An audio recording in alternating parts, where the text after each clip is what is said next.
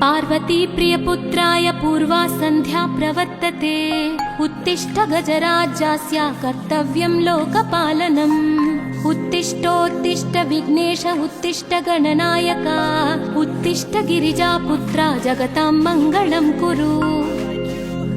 श्रीकाणिपाकवरसिद्धिविनायकत्वं प्रीत्याद्य जागृहि कुरु प्रियमङ्गलानि।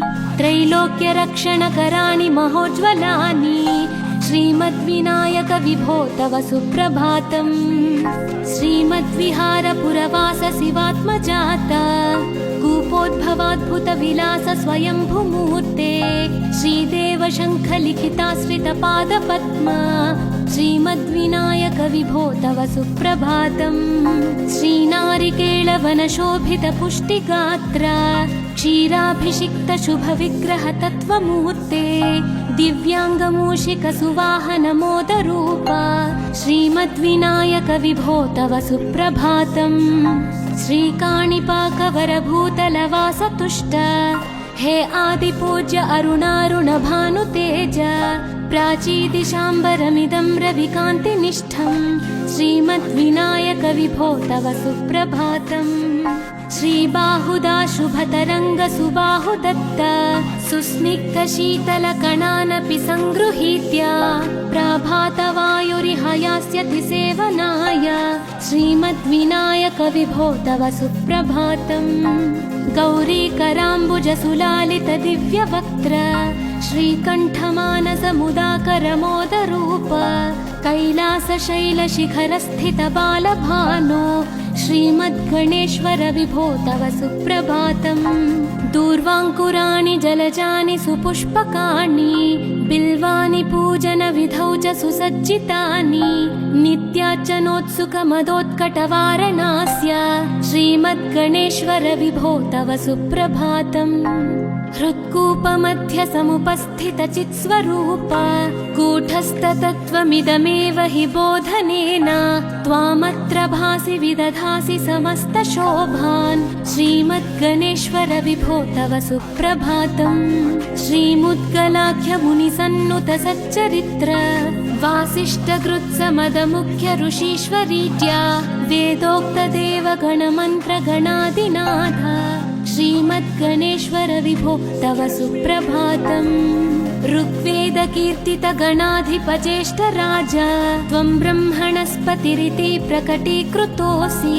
आधर्वशीर्षमनुमन्त्रित दिव्यमूर्ते श्रीमद्गणेश्वर विभो तव सुप्रभातम्। ब्रह्मादिदेव परिकीर्तित वेदपाठाः त्वच्छूर्पकर्णकुहरौ प्रविशन्ति देवाः। श्रुत्याधुनैव परिपालय धर्मसङ्घान्। श्रीवल्लभेश भगवन् तव सुप्रभातम्। हेरम्बलम्ब जठराद्भुत दिव्यगात्र प्रारम्भपूजनमिदं दयया गृहीत्वा सर्वाशुभानि परिनाशय सर्वपुत्र। श्रीवल्लभेश भगवन् तव सुप्रभातम्। भानोदयेन न हि दृश्यति चन्द्रबिम्बम् त्वत्फालदेश शशिरेव विभाति नित्यम्। सत्यस्वरूप निगमागम सन्नुताङ्घ्रे श्रीवल्लभेश भगवन् तव सुप्रभातम्। कालाग्निरुद्रसुतकालनियामकत्वम् कालानुकूलफलदोऽसि कलामयोऽसि। कल्याणकारक कलाधर शेखरोऽसि। श्रीवल्लभेश भगवन् तव सुप्रभातम्। उग्रस्वरूप रिपुनाशक उग्रपुत्र सौम्योऽसि सोमविनुतोऽसि प्रशान्तरूप। सर्वेश सर्वफलकारक सर्वमूर्ते श्रीवल्लभेश भगवन् तव सुप्रभातम्। दारिद्र्य दुःख भयभञ्जन दक्ष स्वामिन् तारुण्य विग्रह धनादि फलप्रदायिन्। लावण्य मंजुल कलान्वित रञ्जितास्य हे विघ्ननाथ भगवन् तव सुप्रभातम्। गम्भीर तुष्ट गणराज गकार पूज्य गान्धर्वगान परिवर्तित नादमूर्ते। गाङ्गेय गण्य गणिताधिक कलास्वरूप श्रीमद्विनायक विभो तव सुप्रभातम्। मूलादिचक्र निलयोच्युत योगमूर्ते त्वामादिदेवमनुचिन्त्य तरन्ति भक्ताः रागादिदोषपरिहारकवेदवेद्या हे विघ्ननाथ भगवन् तव सुप्रभातम् लक्ष्म्यादिशक्तियुतशक्ति गणेश्वरोऽसि दिव्याक्षरोऽसि शुभमन्त्रविराजितोऽसि तन्त्रादिभिर्नुतनतेष्टतवल्लभेश हे विघ्ननाथ भगवन् तव सुप्रभातम् नागोपवीतधरनाथ विनोदचित्त नागास्य Nashit महाघनतानुरक्त आनन्दतुन्दिलतनो बहिरान्तरस्थ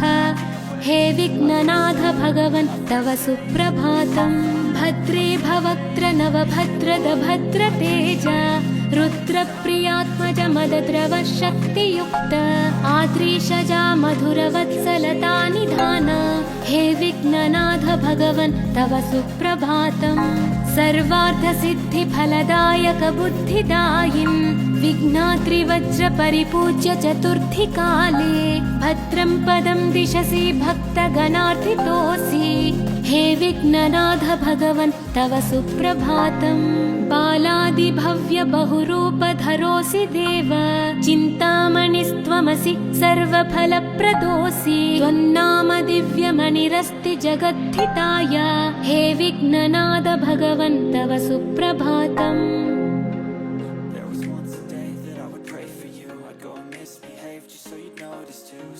Looks up and down from across the room. Damn, what a hell of a view. I feel good, you look great, I like you.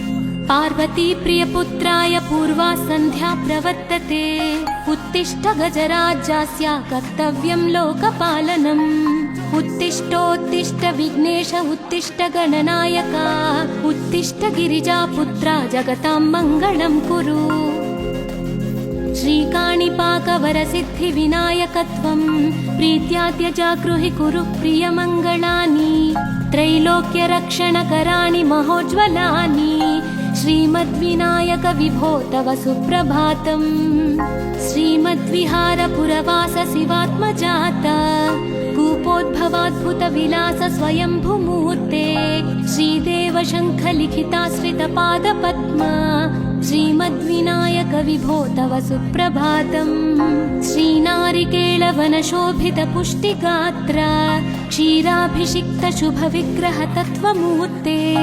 दिव्याङ्गमूषिकसुवाहनमोदरूप श्रीमद्विनायक विभो तव सुप्रभातम् श्रीकाणिपाकवरभूतलवासपृष्ठ हे आदिपूज्य अरुणारुणभानुतेज प्राचीदिशाम्बरमिदं रविकान्तिनिष्ठम् श्रीमद्विनायक विभो तव सुप्रभातम् श्रीबाहुदा शुभतरङ्ग सुबाहुदत्त सुस्निग्धशीतलकणानपि सङ्गृहीत्य प्रभातवायुरिहयास्यति सेवनाय श्रीमद्विनायक विभो तव सुप्रभातम् गौरीकराम्बुजसुलालित दिव्यवक्त्र श्रीकण्ठमानसमुदाकरमोदरूप कैलासशैलशिखरस्थित बालभानो श्रीमद्गणेश्वर विभो तव सुप्रभातम् दूर्वाङ्कुराणि जलजानि सुपुष्पकाणि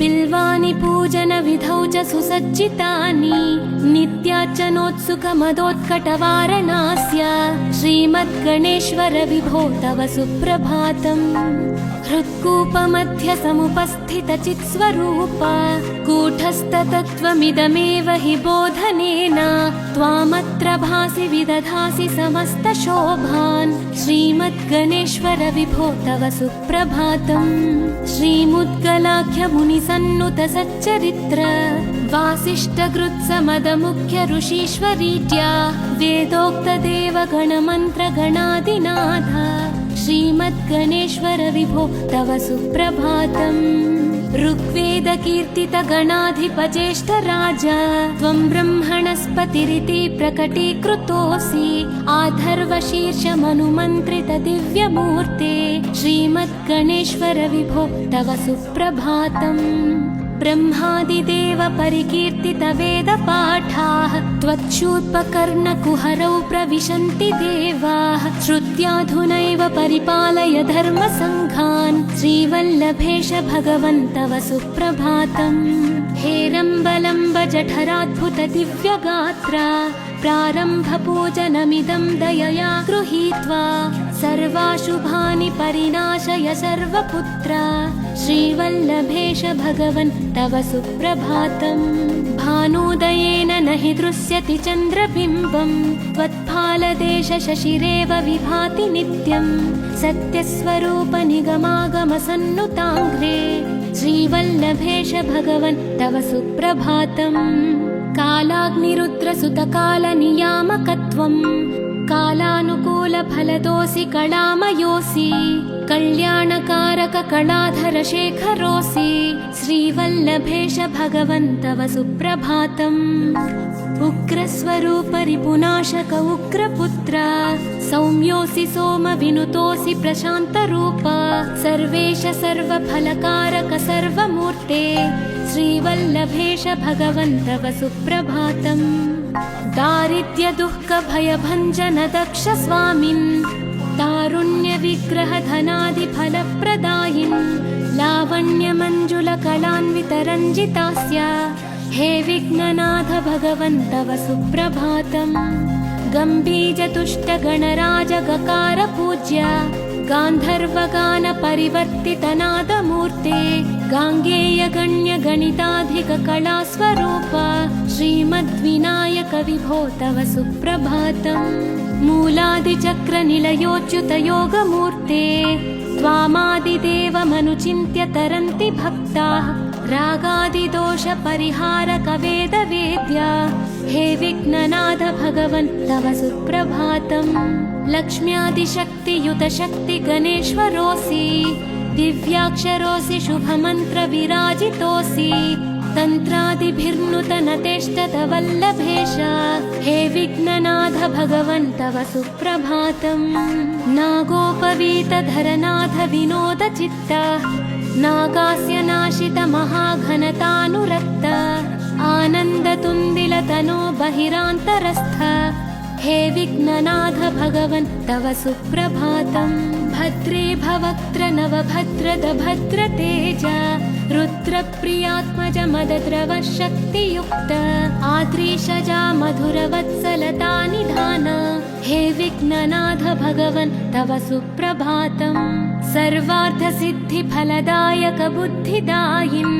विघ्नात्रिवज्र परिपूज्य चतुर्थी काले भद्रं पदं दिशसि भक्तगणार्थितोऽसि हे विघ्ननाथ भगवन् तव सुप्रभातम् बालादिभव्य बहुरूपधरोऽसि देव चिन्तामणिस्त्वमसि सर्वफलप्रदोऽसि त्वन्नाम दिव्यमणिरस्ति जगद्धिताय हे विघ्ननाथ भगवन् तव सुप्रभातम्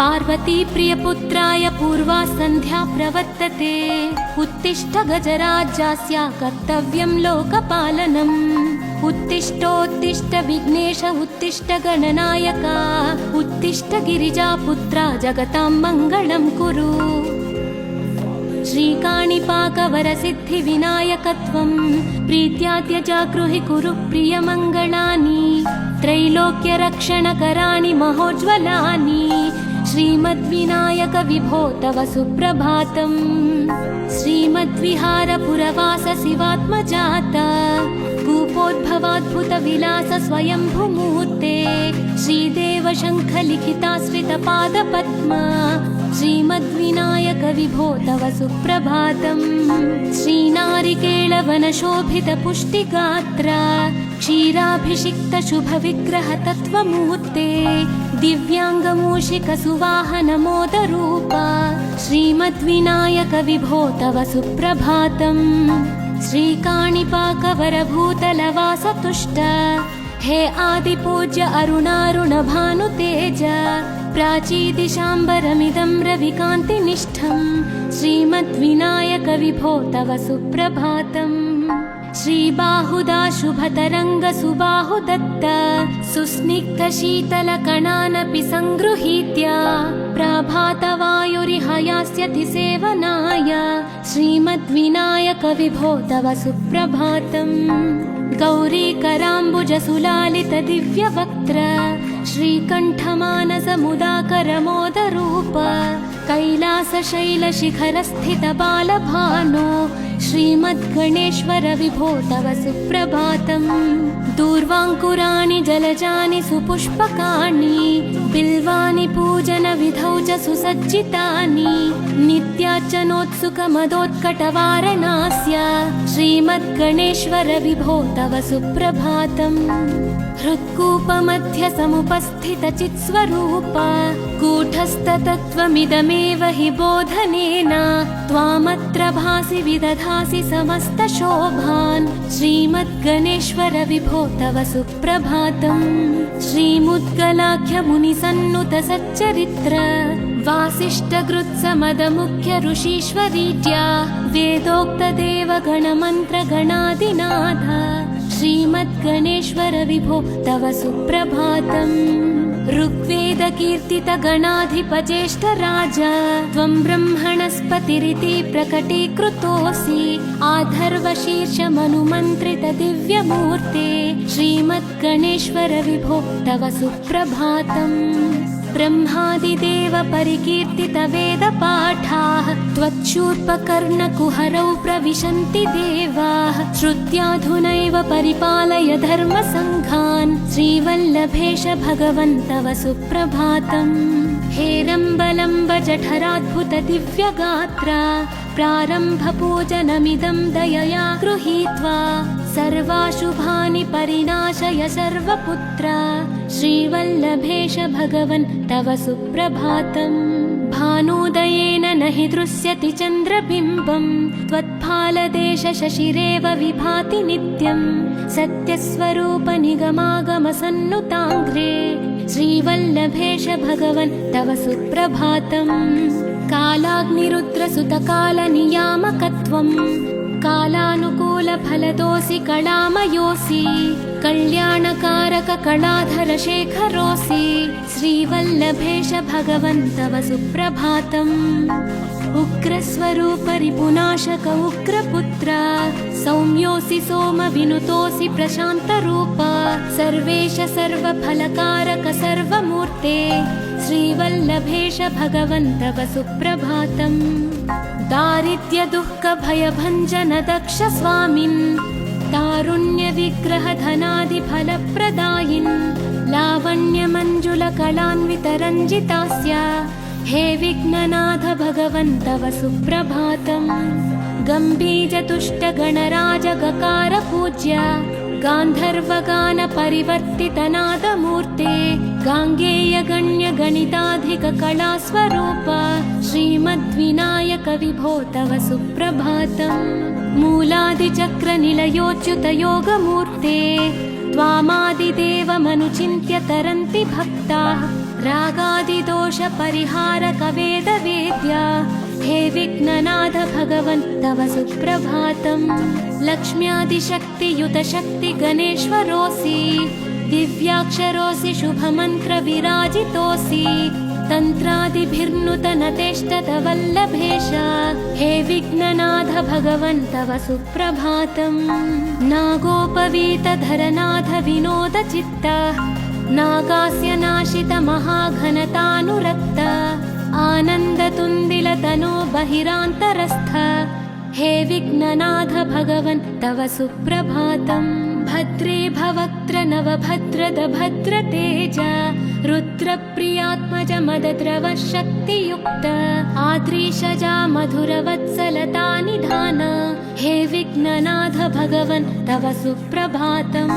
सर्वार्थसिद्धिफलदायक बुद्धिदायिन् विघ्नाद्रिवज्र परिपूज्य चतुर्थी काले भद्रं पदं दिशसि भक्तगणार्थितोऽसि हे विघ्ननाथ भगवन् तव सुप्रभातम्। बालादिभव्य बहुरूपधरोऽसि देव चिन्तामणिस्त्वमसि सर्वफलप्रदोऽसि त्वन्नाम दिव्यमणिरस्ति जगद्धिताय हे विघ्ननाद भगवन् तव सुप्रभातम्।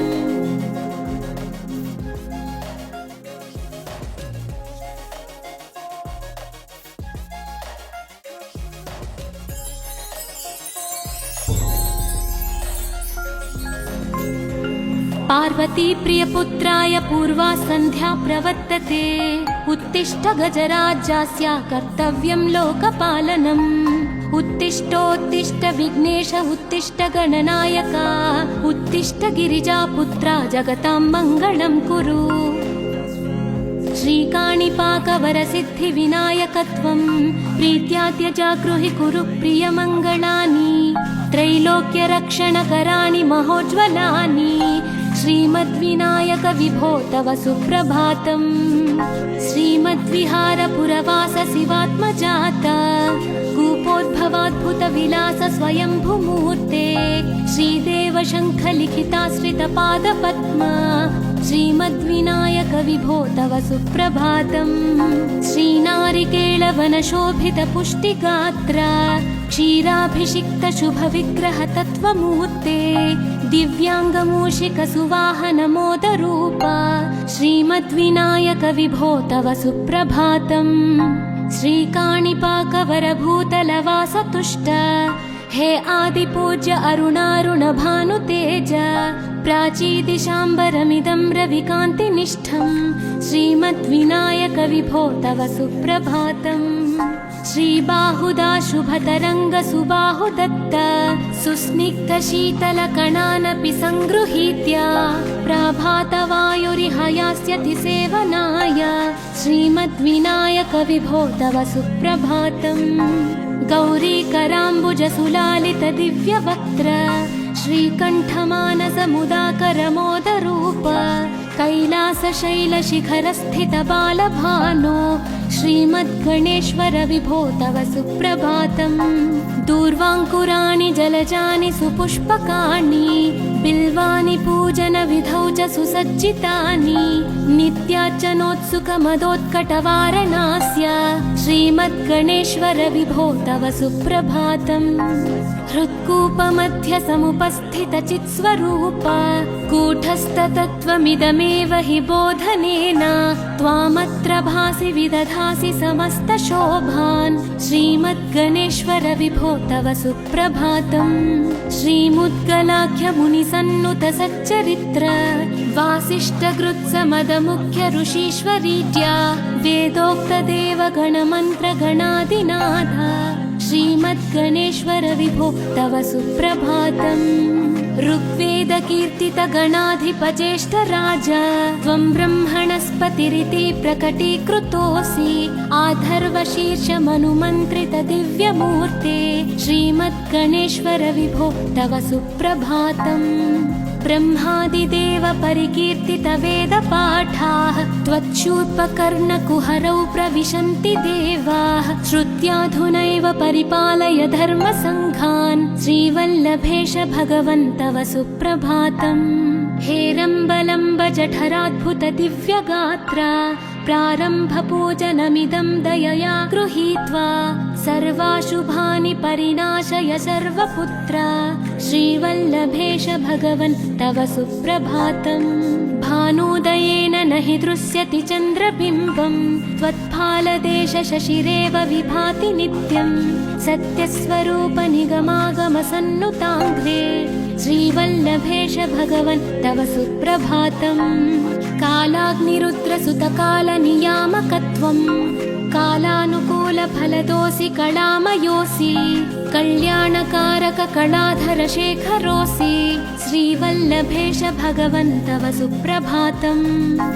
उग्रस्वरूप रिपुनाशक उग्रपुत्र सौम्योऽसि सोमविनुतोऽसि प्रशान्तरूप सर्वेश सर्वफलकारक सर्वमूर्ते श्रीवल्लभेश भगवन् तव सुप्रभातम्। दारिद्र्य दुःख भयभञ्जन दक्ष स्वामिन् तारुण्य विग्रह धनादि फलप्रदायिन् लावण्य मंजुल कलान्वित रञ्जितास्य हे विघ्ननाथ भगवन् तव सुप्रभातम्। गम्भीरतुष्टगणराज गकार पूज्य गान्धर्वगान परिवर्तितनादमूर्ते गाङ्गेय गण्य गणिताधिक कलास्वरूप श्रीमद्विनायक विभो तव सुप्रभातम्। मूलादिचक्र निलयोच्युत योगमूर्ते त्वामादिदेवमनुचिन्त्य तरन्ति भक्ताः रागादिदोष परिहारक वेदवेद्या हे विघ्ननाथ भगवन् तव सुप्रभातम्। लक्ष्म्यादिशक्तियुत शक्ति गणेश्वरोऽसि दिव्याक्षरोऽसि शुभमन्त्र विराजितोऽसि तन्त्रादिभिर्नुत नतेष्टत वल्लभेश हे विघ्ननाथ भगवन् तव सुप्रभातम्। नागोपवीतधरनाथ विनोद चित्त नागास्य नाशित महाघनतानुरक्त आनन्दतुन्दिलतनो बहिरान्तरस्थ हे विघ्ननाथ भगवन् तव सुप्रभातम्। भद्रे भवक्त्र नवभद्रद भद्रतेज रुद्रप्रियात्मज मदद्रव शक्तियुक्त आद्रीशजा मधुरवत्सलता निधान हे विघ्ननाथ भगवन् तव सुप्रभातम्। सर्वार्थसिद्धिफलदायक बुद्धिदायिन् विघ्नाद्रिवज्र परिपूज्य चतुर्थी काले भद्रं पदं दिशसि भक्तगणार्थितोऽसि हे विघ्ननाथ भगवन् तव सुप्रभातम्। बालादिभव्य बहुरूपधरोऽसि देव चिन्तामणिस्त्वमसि सर्वफलप्रदोऽसि त्वन्नाम दिव्यमणिरस्ति जगद्धिताय हे विघ्ननाथ भगवन् तव सुप्रभातम्।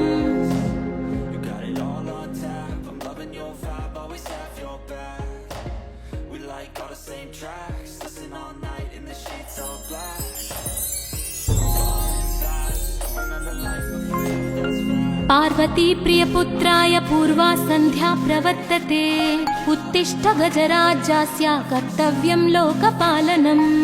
उत्तिष्ठोत्तिष्ठ विघ्नेश उत्तिष्ठ गणनायक उत्तिष्ठ गिरिजापुत्रा जगतां मङ्गलं कुरु। श्रीकाणिपाकवरसिद्धिविनायकत्वं प्रीत्याद्य जागृहि कुरु प्रियमङ्गलानि त्रैलोक्यरक्षणकराणि महोज्ज्वलानि श्रीमद्विनायक विभो तव सुप्रभातम्। श्रीमद्विहारपुरवास शिवात्मजात कूपोद्भवाद्भुत विलास स्वयंभूमूर्ते श्रीदेव शङ्ख लिखिताश्रित पादपद्मा श्रीमद्विनायक विभो तव सुप्रभातम्।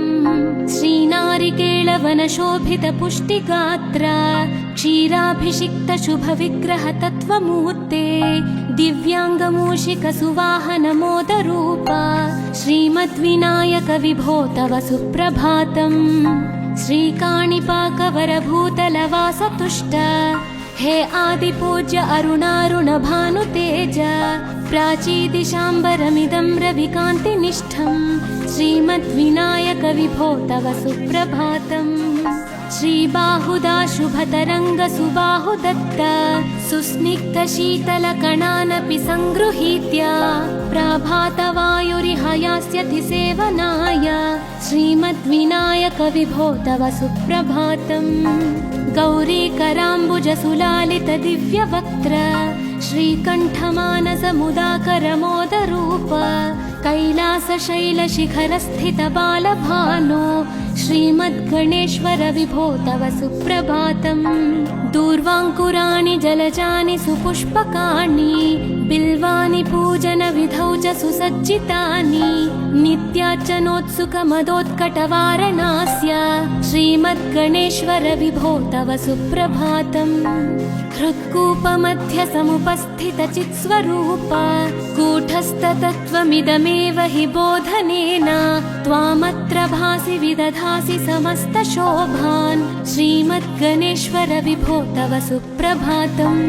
श्रीमुद्गलाख्य मुनिसन्नुत सच्चरित्र वासिष्ठगृत्समदमुख्य ऋषीश्वरीत्या वेदोक्तदेव गणमन्त्र गणादिनाथ श्रीमद्गणेश्वर विभो तव सुप्रभातम्।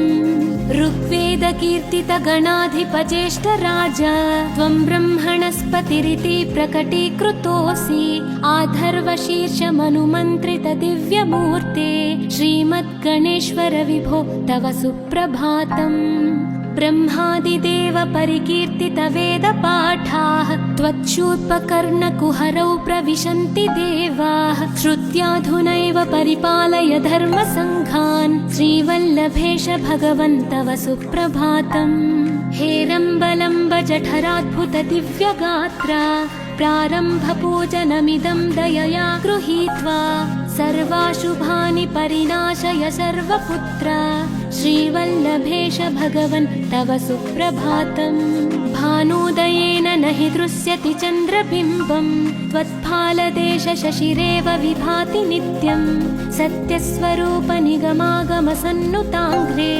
श्रीवल्लभेश भगवन् तव सुप्रभातम् कालाग्निरुद्रसुतकालनियामकत्वम् कालानुकूलफलदोऽसि कलामयोऽसि कल्याणकारक कलाधरशेखरोऽसि श्रीवल्लभेश भगवन् तव सुप्रभातम् उग्रस्वरूप रिपुनाशक उग्रपुत्र सौम्योऽसि सोमविनुतोऽसि प्रशान्तरूप सर्वेश सर्वफलकारक सर्वमूर्ते श्रीवल्लभेश भगवन् तव सुप्रभातम् दारिद्र्य दुःख भयभञ्जन दक्ष स्वामिन् तारुण्य विग्रह धनादि फलप्रदायिन् लावण्य मञ्जुल कलान्वित रञ्जितास्य हे विघ्ननाथ भगवन् तव सुप्रभातम् गम्भीर तुष्ट गणराज गकार पूज्य गान्धर्वगान परिवर्तित नादमूर्ते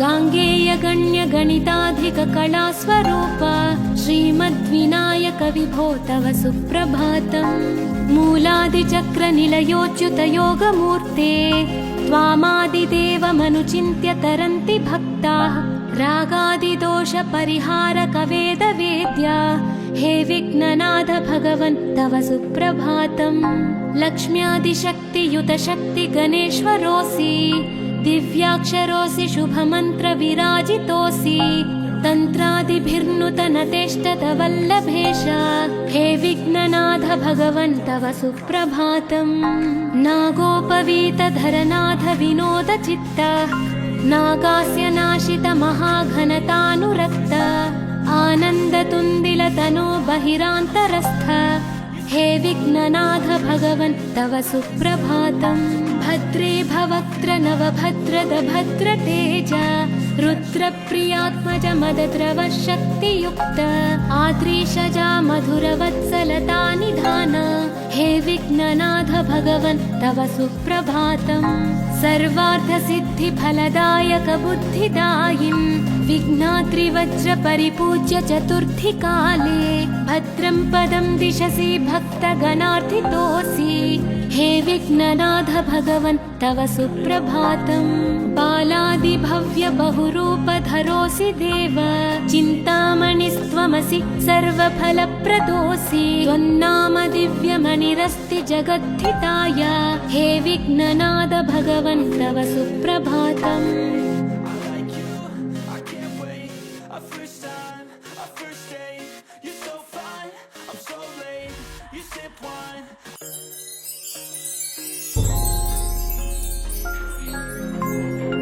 पार्वती प्रियपुत्राय पूर्वा सन्ध्या प्रवर्तते उत्तिष्ठ गजराज्यस्य कर्तव्यं लोकपालनम् उत्तिष्ठोत्तिष्ठ विघ्नेश उत्तिष्ठ गणनायक उत्तिष्ठ गिरिजापुत्रा जगतां मङ्गलं कुरु श्रीकाणिपाकवरसिद्धिविनायकत्वं प्रीत्याद्यजागृहि कुरु प्रियमङ्गलानि त्रैलोक्यरक्षणकराणि महोज्ज्वलानि श्रीमद्विनायक विभो तव सुप्रभातम् श्रीमद्विहारपुरवास शिवात्मजाता कूपोद्भवाद्भुत विलास स्वयंभूमूर्ते श्रीदेव शङ्ख लिखिताश्रित पादपद्मा श्रीमद्विनायक विभो तव सुप्रभातम् श्रीनारिकेळवन शोभित पुष्टिगात्र क्षीराभिषिक्त शुभ विग्रह तत्त्वमूर्ते दिव्याङ्गमूषिकसुवाहनमोदरूप श्रीमद्विनायक विभो तव सुप्रभातम्। श्रीकाणिपाकवरभूतलवासतुष्ट हे आदिपूज्य अरुणारुणभानुतेज प्राचीदिशाम्बरमिदं रविकान्तिनिष्ठम्। श्रीमद्विनायक विभो तव सुप्रभातम्। श्रीबाहुदा शुभतरङ्गसुबाहुदत्त सुस्निग्धशीतलकणानपि सङ्गृहीत्य प्रभातवायुरिह यास्यति सेवनाय। श्रीमद्विनायक विभो तव सुप्रभातम्।